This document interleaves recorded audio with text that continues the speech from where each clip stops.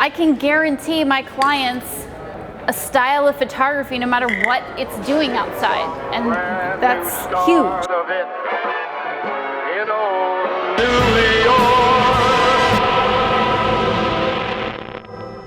This is a magazine cover photo. This is the top of your future on a blog photo. This is the photo that the bride's parents are gonna buy and frame. Instead of just telling you what gear you should get, I'm gonna tell you what you should be thinking and why you'll make the choices based on that. When you are approaching wedding photography, you're going to approach it from a storytelling perspective that's very similar to other visual storytelling methods. Remember, we're posing for proportion, okay? We're never posing for size. Let's try it like this. Yeah, even better, okay? So now what we're doing is we're getting a triangle here, which is a nice negative space. I'm going for right here, guys. This is my golden spot right here. Your packet's plugged into. I typically use this when I'm on the go and I need more power. Now, incidentally, this is also a shot you can get with your zoom and not get close. Some ways you can shoot long so you can get those portraits without being intrusive. So I'm going to bring my light modifiers, I'm going to use prisms. I have different colored gels for my lights to kind of match a scene if we've got crazy colors going on, if I want to do something more dramatic. What you to do is remember 8 points of posing. Yes. Now here's the other thing about the 8 points.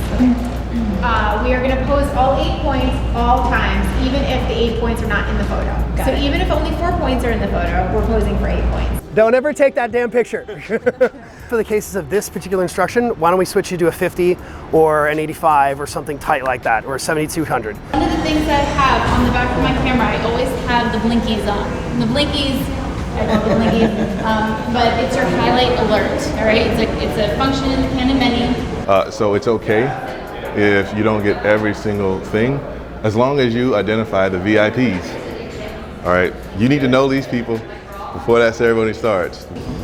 We explain that it's just, there is a different way of experiencing an image when you see it in print than you see it on a screen or on a mobile device. So all of my packages actually do include some print products, some keepsake. The other thing I see with posing is that photographers are working way too hard. They're changing their poses a lot. We can take that time down a lot, take one pose, get a whole bunch of different shots, a couple different expressions, and we have a lot of variety that way.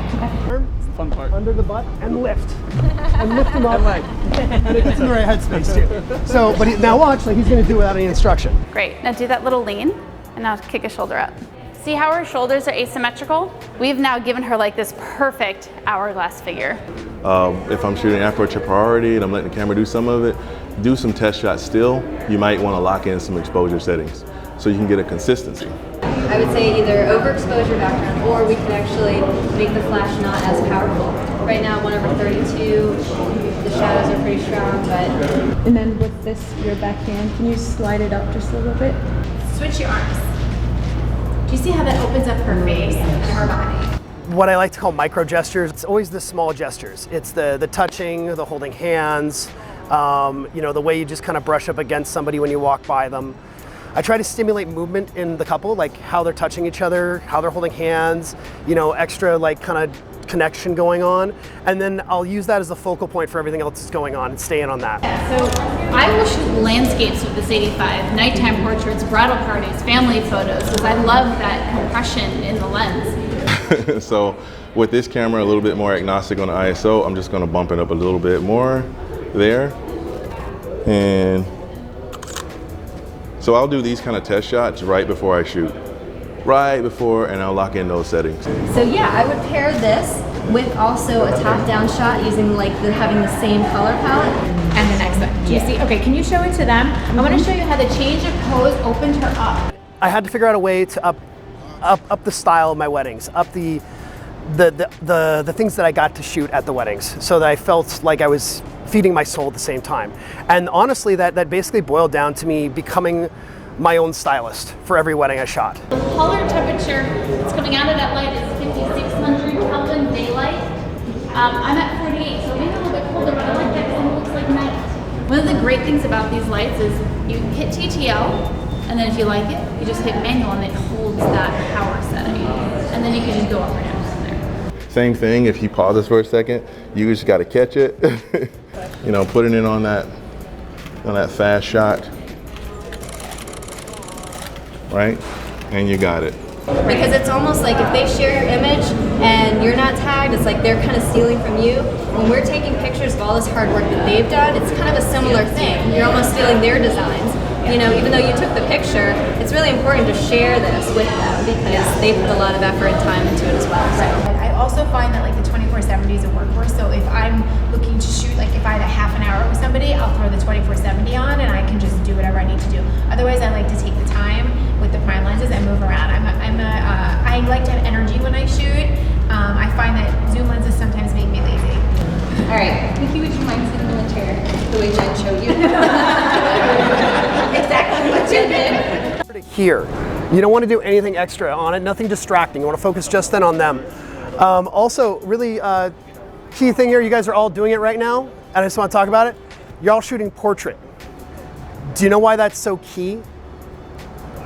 Why shooting? And this is the, you asked about marketing. This is enormous. Like, there you go.